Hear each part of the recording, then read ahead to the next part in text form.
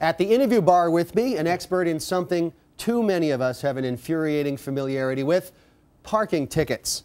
After 35 years in law, he retired to help defend the innocent, like me, from the bitter tyranny of arbitrary law enforcement by the evil meter maids among us. He hosts a website called NewYorkParkingTicket.com, and he wanted iced tea. Please welcome Larry Berezin. Cheers, Thank Larry. you. Pleasure to be here. Now, was I a little judgmental in my introduction about meter maids? Or? No. I thought you were actually very fine. Generous. I was fair. Yes. And Yes. what is your assessment of the parking situation in New York, the parking system that we have here? It's scary. It's draconian. It's not fair.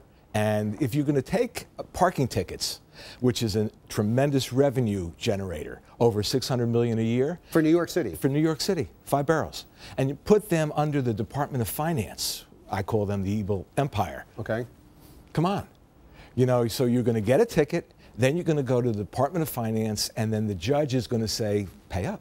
So if it's under the Department of Finance, Right. it's clearly not. This isn't about being legal, Fair. illegal. This is about revenue generation. That's what it is.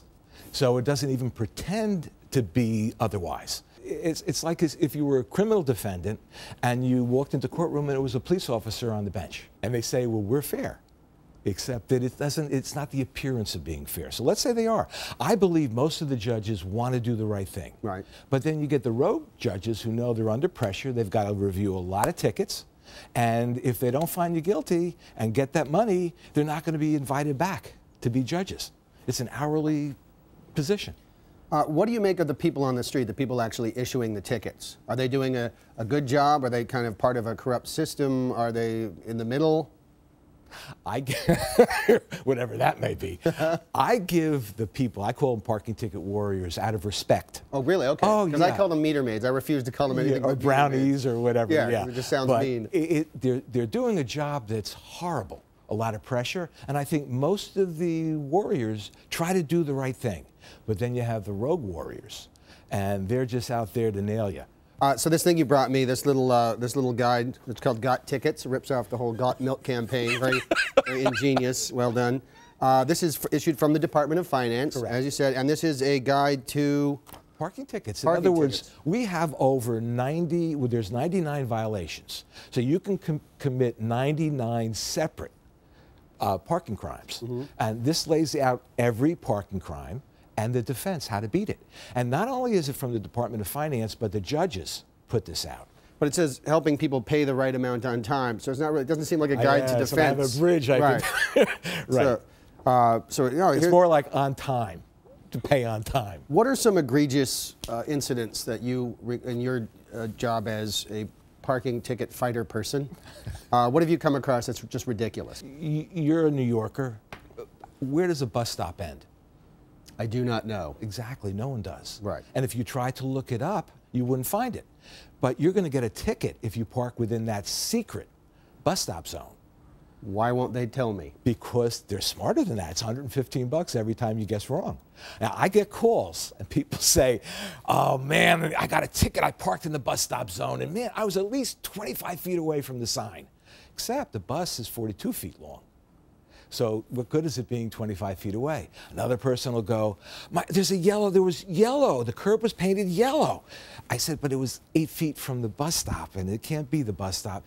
And a painted curb doesn't mean anything in New York except someone dropped a can of paint. Or is advertising something? Exactly right. So a bus stop ends, or it extends from the bus stop sign until the next parking sign in the direction of the arrow or the end of the block. So every bus stop has a different length. I mean, how do you fight this? Because in my case, I received a ticket once that I fought. Right. And I heard nothing back. Right. So I assumed I won. And Good a year or assumption. so later, I get a bill for my penalties with interest. And I contacted them. I said, what's going on? Oh, you lost your case. Yes. Well, you didn't tell me. Right. I never received notice. Well, you did lose the case. Exactly. Well, it's like, I don't agree with that. Well, send in the money and we'll decide if we'll give it back to you. Exactly right. What kind of system is this? It's a system that benefits the revenue men.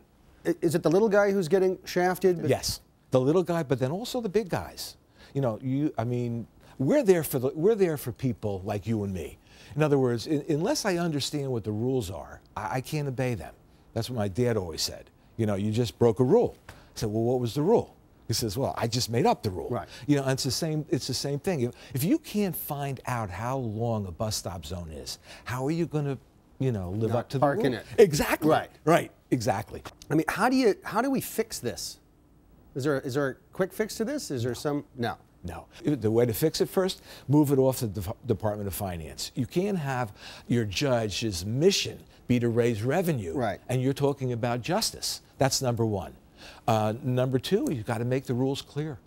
And Should I, as a driver, what should I do? I come to my car, there's a ticket. Do you recommend fighting it every time? No. No. When you're right, fight.